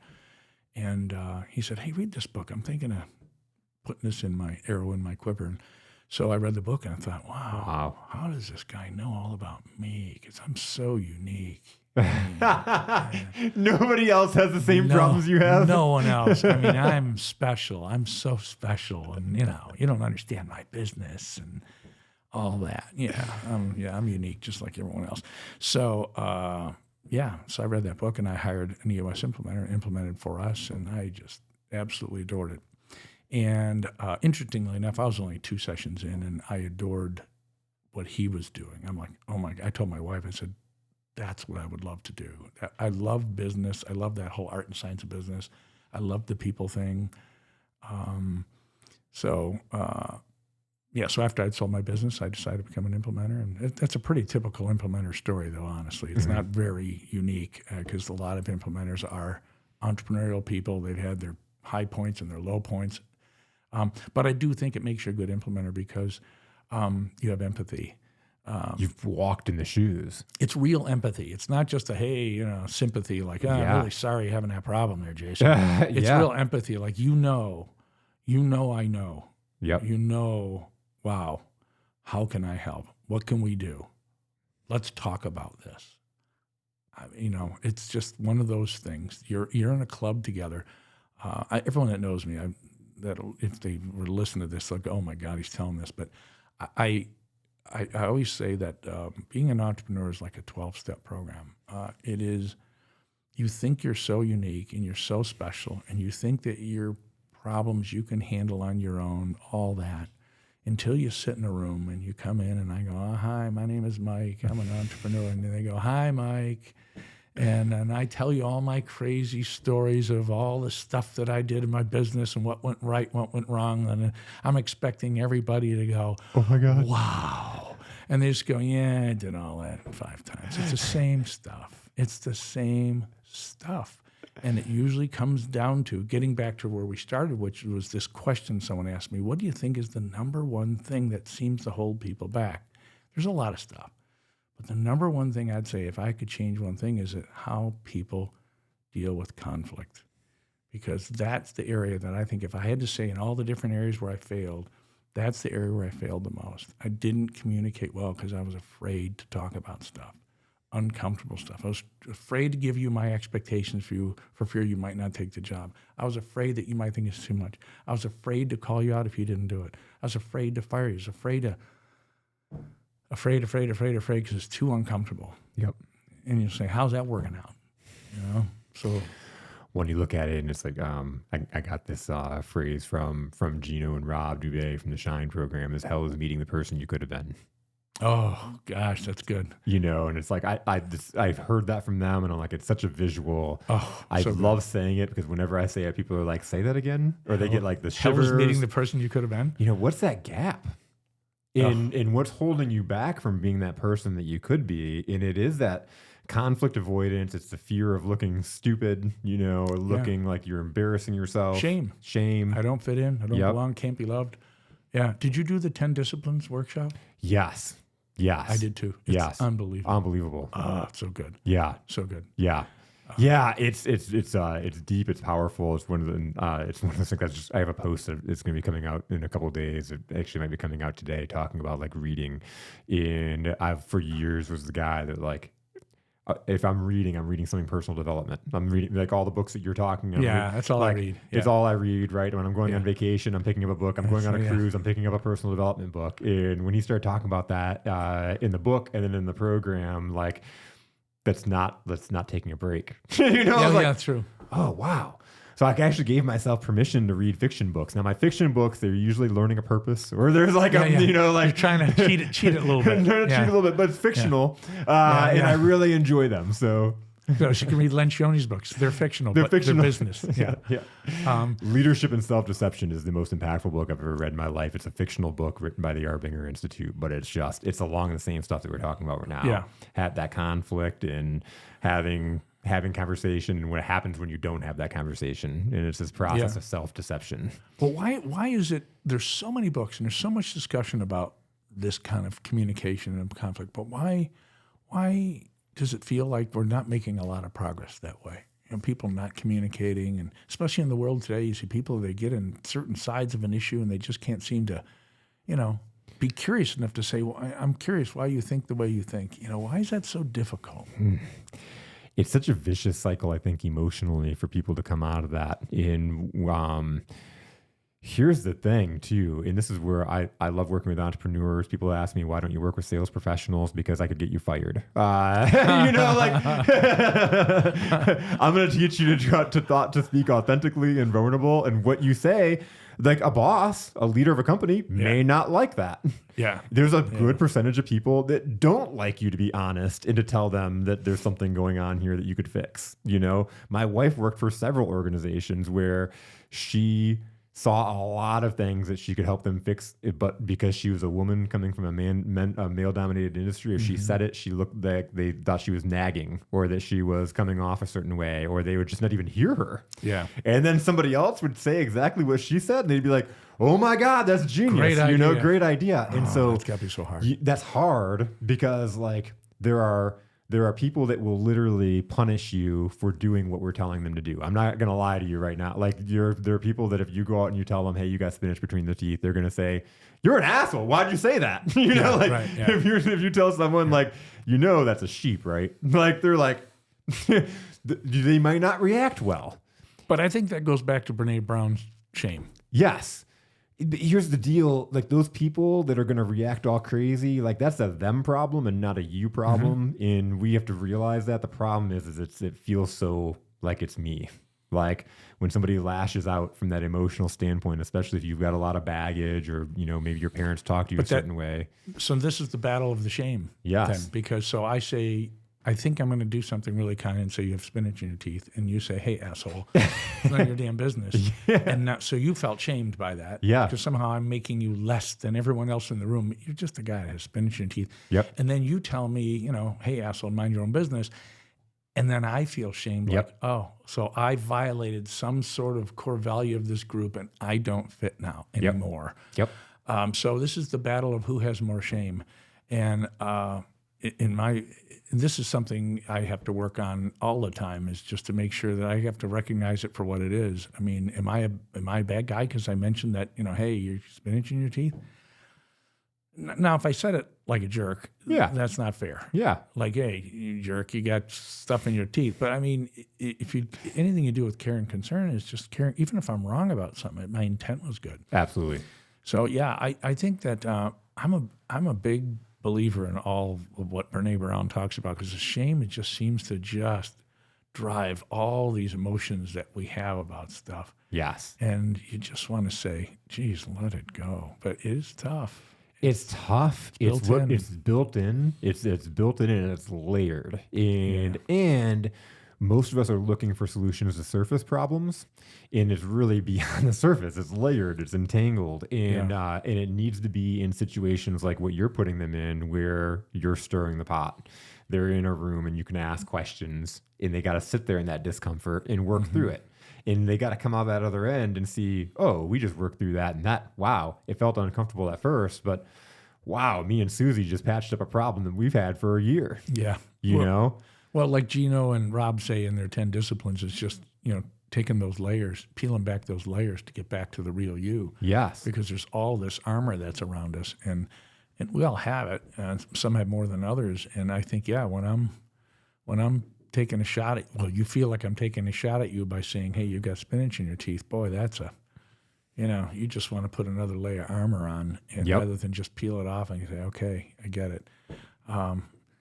It's an interesting dynamic. And you mentioned earlier, does it feel great when you get people to communicate and things happen? Yes, but it can sometimes be really a painful process, because sometimes people, as you mentioned, I think a little earlier, is they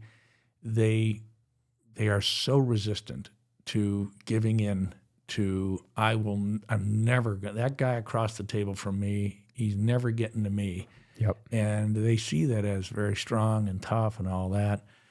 And it's just hard for me. I just want to go over and say, if you just let it go, this would be so much easier. And I don't say that because I have all the answers. I don't. I'm just saying it from experience. Just let it go. It'll be fine.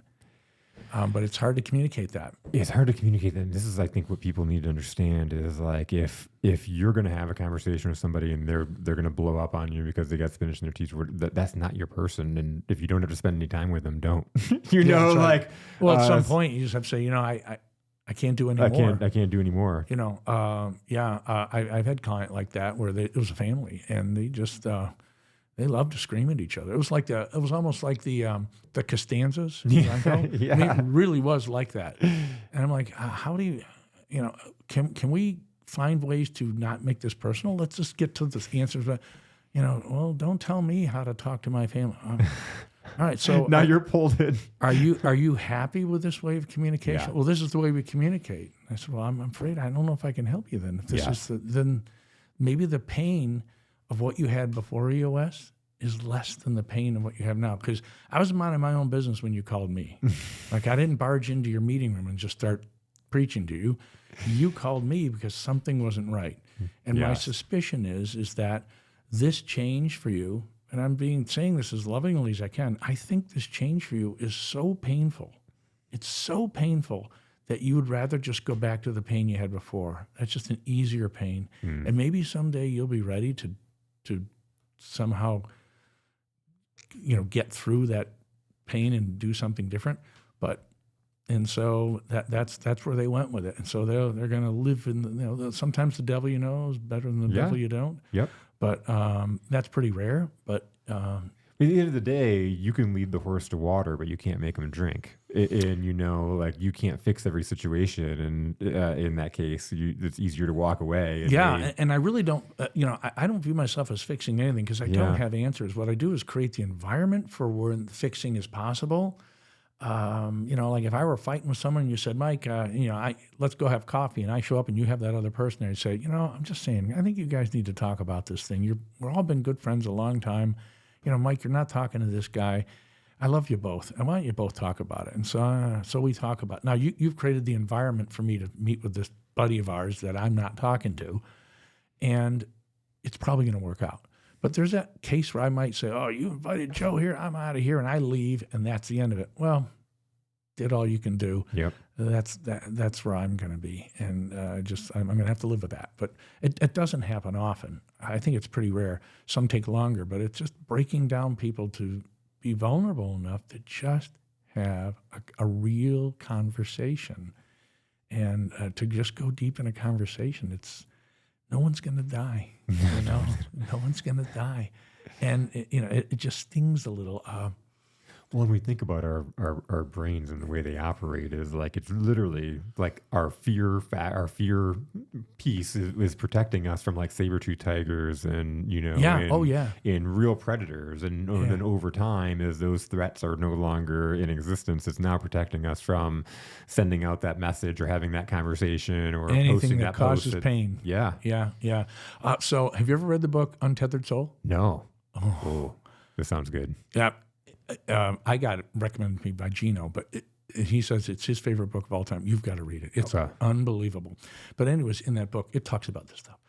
But in that book, it has a great little analogy. I love analogies. There's a lot in that book. And he said, so imagine a dog. You know how you have those little electric fences around the backyard? Well, the dog knows that if it goes too close, it gets zapped. So it stays away.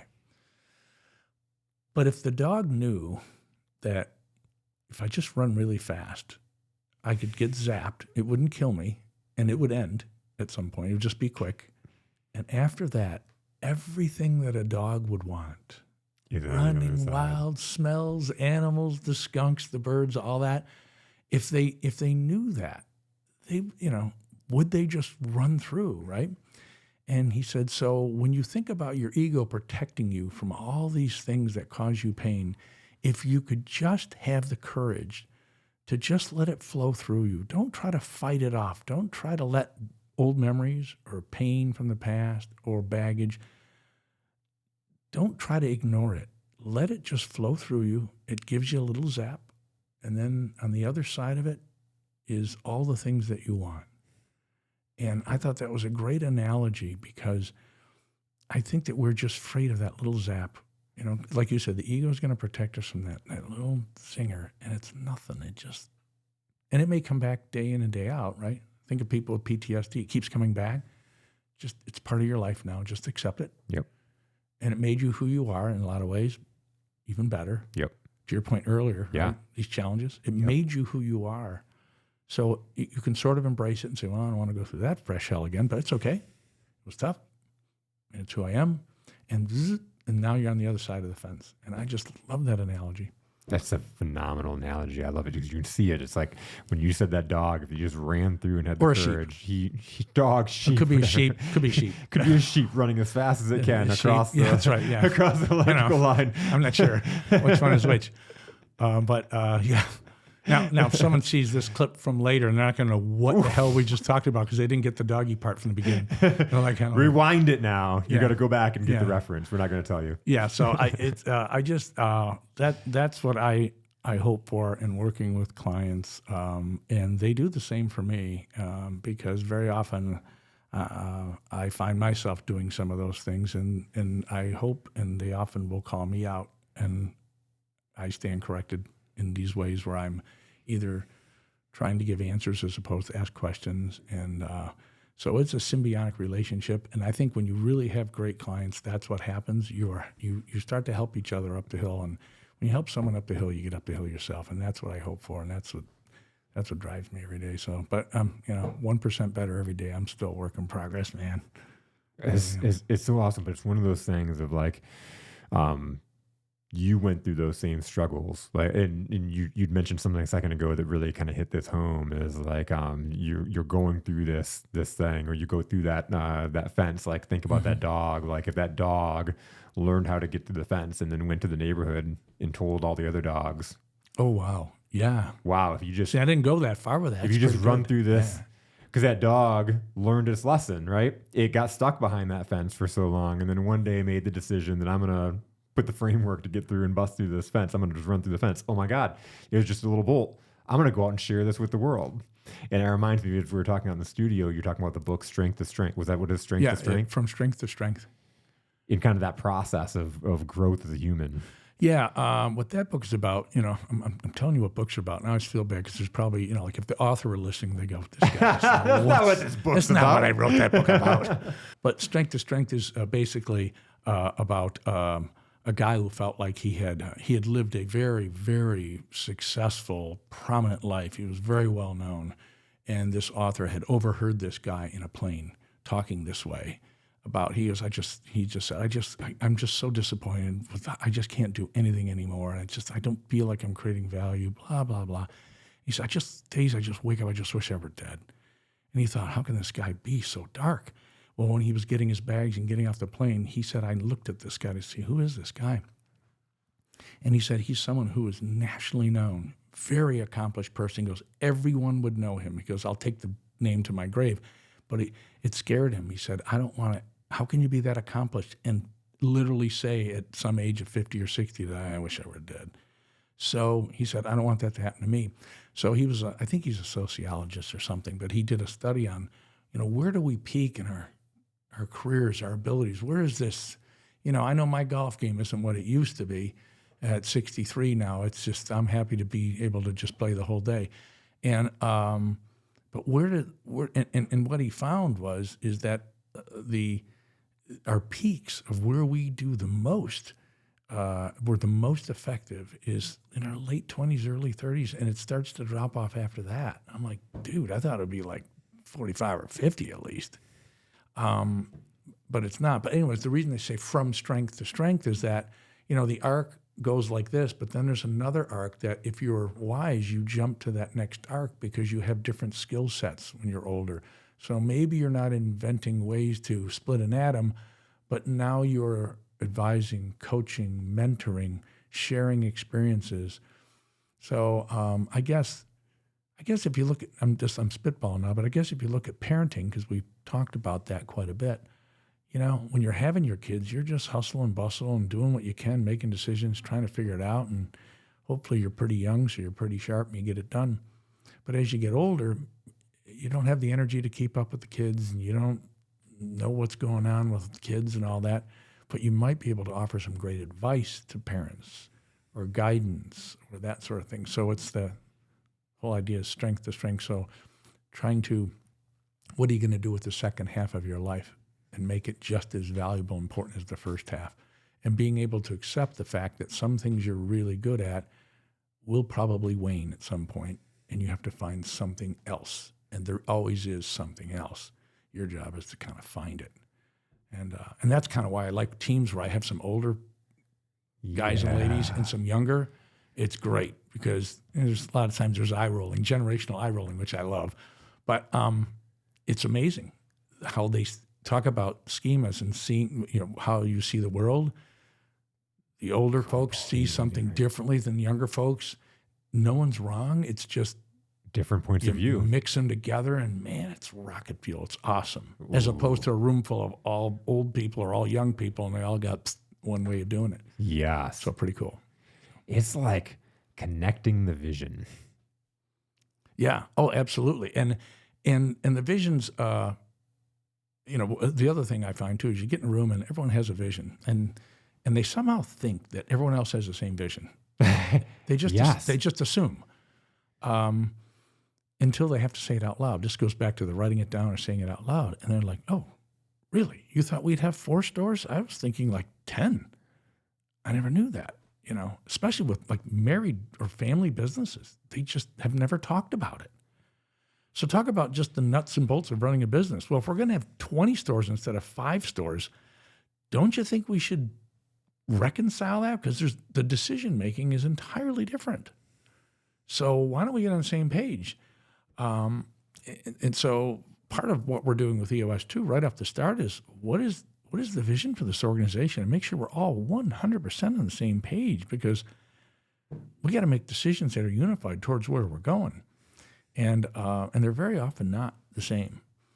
I'll give you this is an old thing. Maybe you've heard it, but this about a vision. There's an old. I think Gino called it the thump theory or something, but basically it was this. They did a study at a university. You'll get the gist. I might butcher up the story.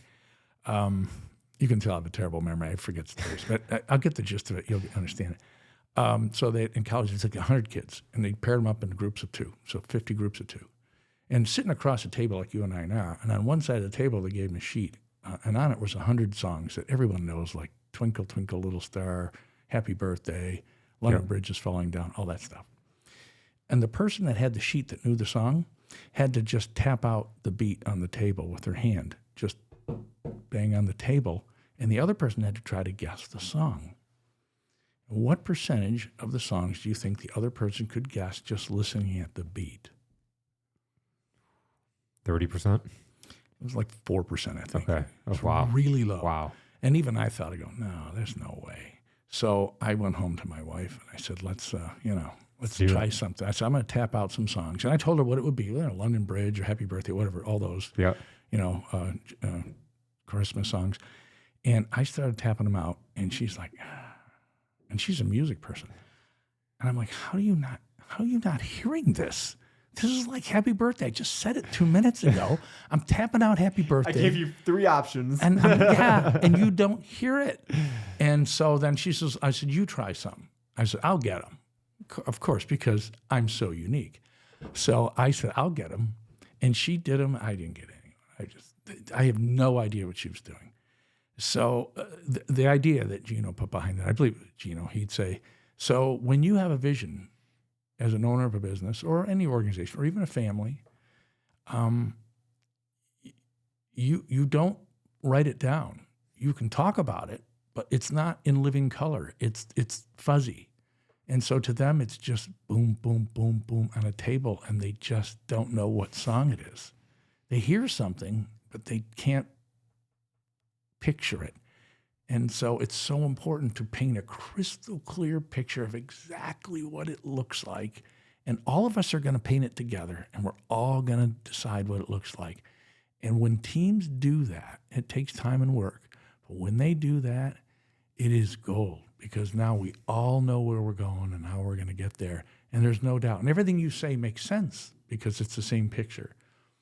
But when we have a different picture, the things you say might not make sense to me. Because, you say, It's well, like speaking a different language. yeah, we're going to have a doggy. We're going to get a pet doggy. And you come in the house with a sheep. And I'm like, I don't want this in my house. That is a great, we finally came back to be We just really keep good. coming back to the doggy and the sheep.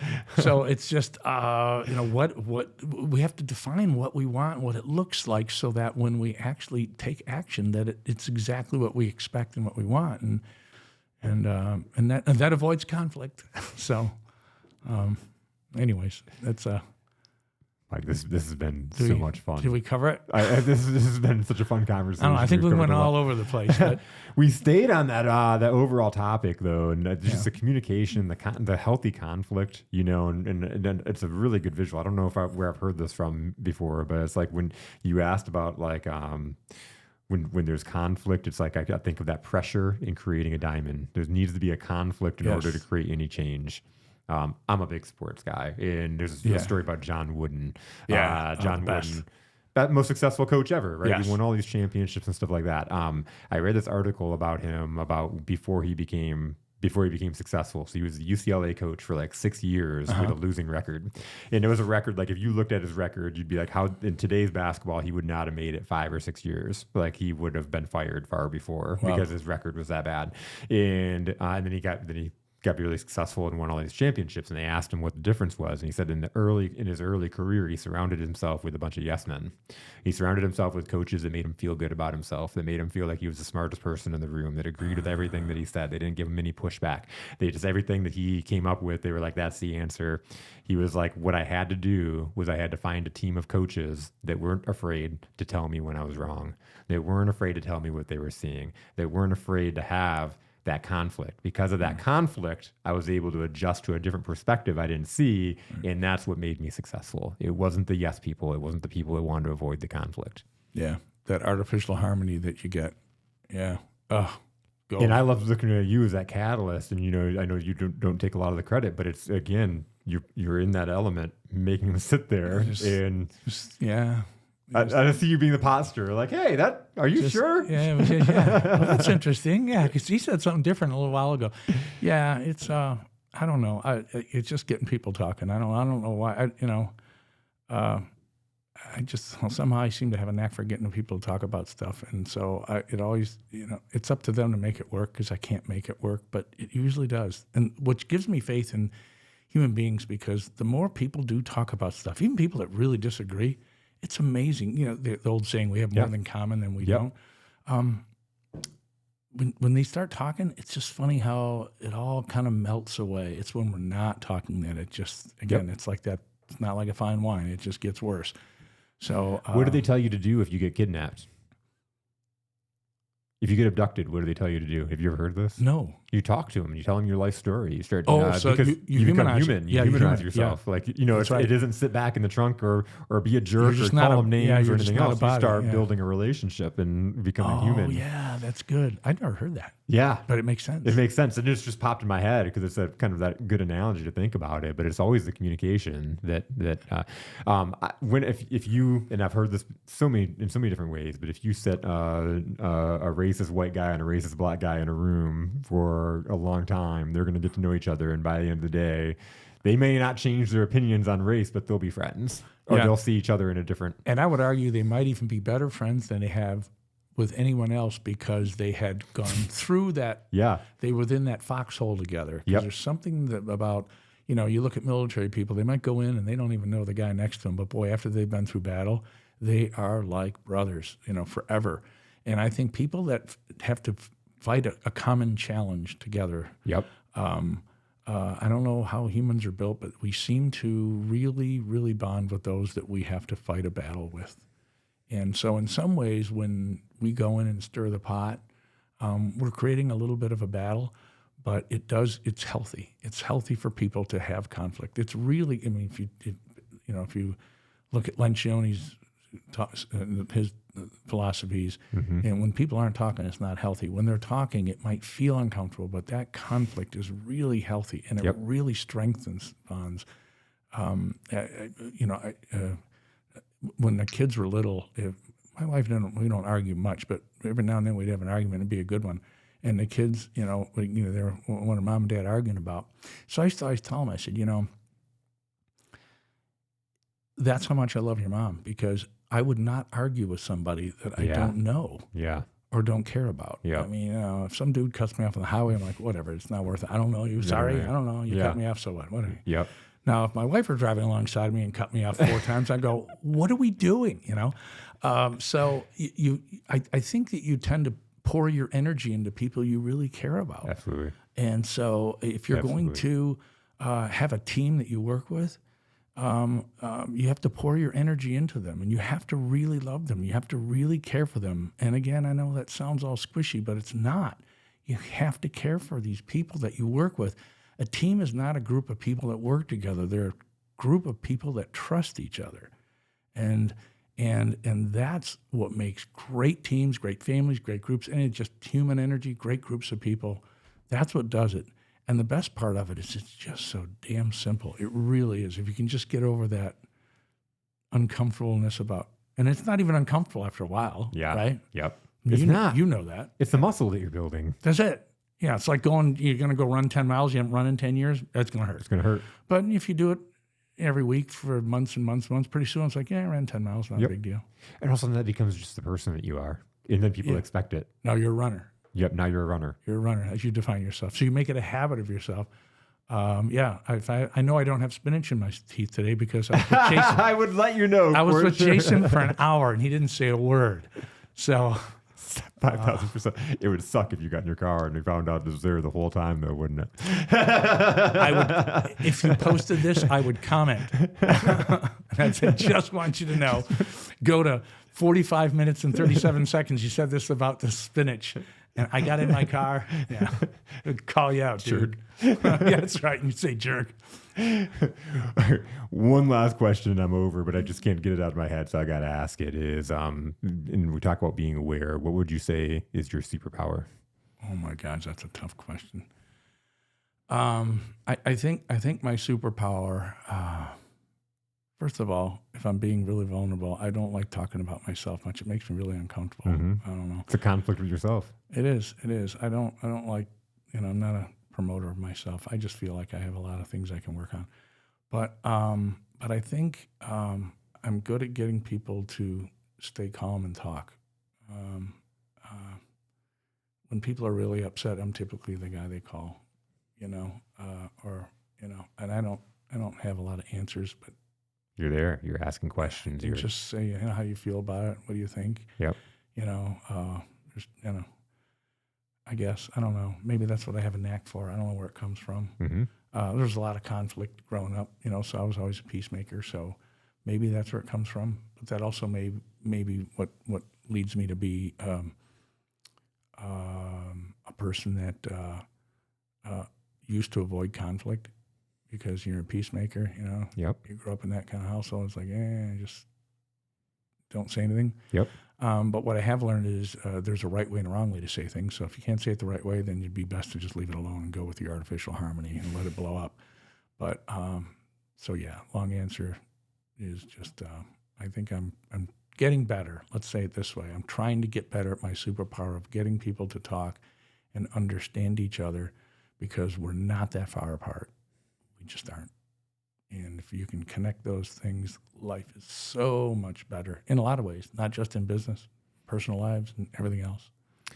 Well, I, for one, think that we need more of that superpower in the world than we need X-ray vision or super speed or anything else. That is, as we've said and we did this episode all on the communication and the conflict, to have people like yourself. And I would say that's along the lines of my superpower as well. It's sitting people down and getting them to get vulnerable and beyond their surface, which puts me in this position as a podcaster, and then I won't keep going into it, but what I'll say is we get taught to be humble a lot, and there's a lot of like that uncomfortableness. I've had it for years too, of like, what's my superpower? What's this thing?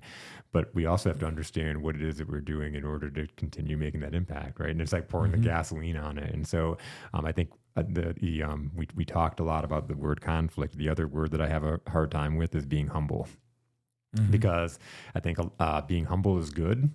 But I think self-deprecation and being humble are two different things. And we've got to know what we're good at. We do have unique talents. We were gifted with things. And the more we use that thing, the more value we're adding back to the world. And I know you're out there adding so much value. I know it from, you're a difference maker and all the, but it's like one of those things I talk to the audience is like, know it. Know that you're damn good at this thing. Yeah. And it's funny. I'm always giving that message to people all the time. I'm like, you're way better at this than you think you are. Yeah. And I think part of it too is that you've done it for so long, it seems easy. Yes. It's just a thing. It's just a thing that I do. Ask a golfer, how do you hit it 300 yards? It's not hard. You just swing the club. Well, no one else can do that. Well, I don't know. They've just done it a long time. So, especially when you get to be a certain age, you get to be good at some things. Yep. But the humble part, because I've always asked myself, why do I feel uncomfortable with that? Is that just from humility? Well, humility's nice, but is it also from a place of you don't feel worthy to be able to brag about what your superpowers are? So that goes back to why wouldn't you feel worthy to say that? Why can't you just say, I think I'm a damn good podcaster, or I think I'm a damn good guy to work with clients. So there's always that little bit of imposter syndrome. Yep. I think part of it comes from humility, which is good and kind. But at the same time, I am always aware that I can't let that come from a place of unworthiness. Because to be honest, I do think I'm very good at what I do. But I guess you have to be in the spot that you're into today. You have to have a certain level of confidence with what you do. I guess where the humility part comes in is I just know what's possible. I could always be so much better. You know? I guess it's like, I guess when you ask a great hockey player, a golfer, a football player, you won 3 Super Bowls. I know, but gosh, I think you're the driven person. But I was in 4 of them. I lost 1 of them. I only have 3 out of the 4. All right. So it's just like, I think I can always be better. And I think that, I hope that comes from a place of humility and not just being rawly driven, because I don't know how driven I am. I just always want to do well by people when I'm working with them. So maybe I care too much, but I just do. I love these people. I just want to help them because someone did that for me. We've been helped by a lot of people, whether it be official or just could have been just someone you crossed paths with years ago. They helped you. A lot of people didn't. But the ones that did, they stick in my mind. And every time I think of my role with other people, whether it's a paid engagement or if it's just me helping someone, it's the same. I think someone helped me, man, so I have to pay it forward and do that. And that's what drives me, and that's what gets me up in the morning. That's a mic drop moment, Nick. Mike, this has been awesome. All right, this has been great. Thank you. My pleasure. You are very good at interviewing and talking with people. I'll tell you, man, you're really good. I appreciate that. I learned a lot today. You see, this is what I'm saying? I just picked up more stuff today. Oh, that's awesome. That's awesome. Well, I love it when it's that mutual, we fill each other's bucket, right? That's awesome. Yeah, so I appreciate you taking the time and talking with me and listening. Pleasure's all mine. You're a good listener. Thank you. Yeah, thank you.